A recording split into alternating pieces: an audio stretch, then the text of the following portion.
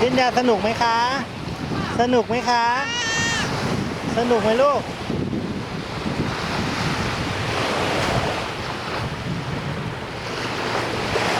พิญญาสนุกไหมคะ สนุกนะ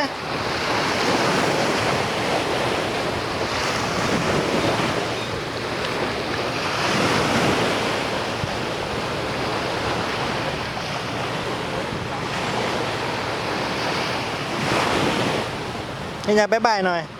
บ๊ายบายหน่อย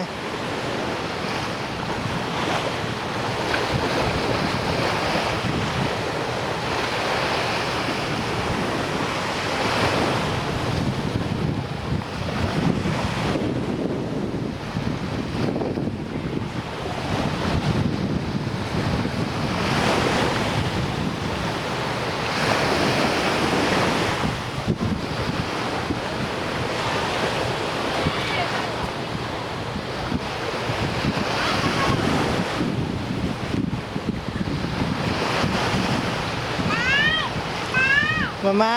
ดูหน่อย